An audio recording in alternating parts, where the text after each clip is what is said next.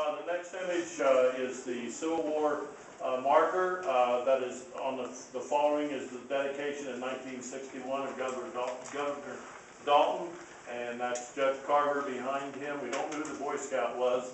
If anybody knows, we'd like to find that out sometime. But there, and then several citizens of Newtonia, and Carol Gunn was of course, and his family out there, and David, your family too. In fact, Karis was involved. Karis was the one that was involved in helping put that together. That's the dedication, and this is what the end result was out on the highway. That marker depicts and commemorates the two battles fought here at Newtonia in 1961. And it's still standing today. It's had a couple of shots have hit it. We've tried to repair one of them. We got one repaired. We got another one to do now that someone has fired at the darn thing. It's target practice, I guess. I think I know where those came from, but I can't prove it. Behind that, though, is the Neosho Nurseries, depicted the Neosho Nurseries. And the Neosho Nurseries is no longer here. It closed down, what, in the 80s, maybe, early 90s? I'm not sure. 80s, about our 80s. But they have their growing farm out here, and that's where almost everybody from Newtonia and Stark City worked. That's why we were here. We were feeding a lot of the people who worked here, worked at the nurseries for many, many years. So it's so important to the history of Newtonia is the Neosho Nurseries there. And because this is a farming community, we now are pretty much a suitcase community. And then, of course, up here in the corner is the tornado May 10th of 2008. That's not a great thing to talk about, but it was a big event, certainly. Just about wiped this little town out. My goodness, I don't know why it didn't kill anybody. It was just amazing because my mother-in-law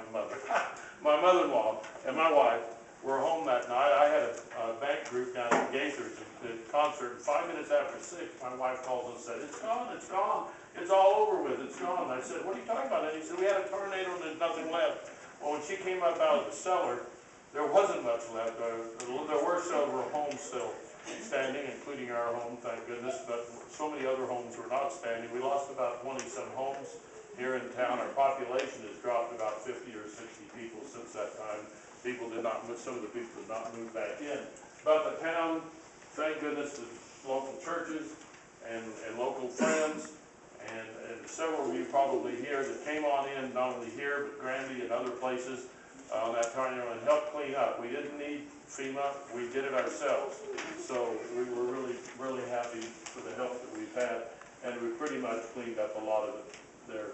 But the tornado served a big event. This is Ted Arnold, the barber, there for many, many years, and boy, he'd come out, and people would come out not to get their hair done, but just hear his stories that he'd talk. They'd sit there and talk for a long time. If you were the next one in line, you may have to stay for an hour waiting for Ted to quit telling stories, you know. I don't know, how many of you had haircuts? The only nightlife in Newtonia. The only nightlife in Newtonia. Well, he was open at night. He would stay open until midnight if he had customers. Yeah, he'd keep going, wouldn't you? Or people could call him up and come late. And I forgot about that. That's an interesting story on that. Hey, have I missed any? Okay, I don't guess we have.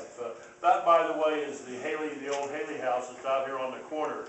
That's depicted by Sherry. And it was one house that really still looks like that same thing out there. I don't think it's ever been restored. Okay, let's move on because we're time here. This is young Bill Turner, who Bill thinks right now he may be the longest resident. Bill, hold up your hand back here. Joanne's. You want to tell us about throwing the papers there in what year was that as a young boy? Oh, I can tell you, walked for here to make enough money to buy a bicycle. But I'm proud of the mural. But I'm prouder I got my old police dog Jack in it. Yeah, that's right. Sherry put the dog there. He was your faithful companion, right? Kept the other dogs away from you. That's right. While you can see the dog Jack and Bill and then the papers there. He's preparing the bike there. Now, how many years did you do that, Bill?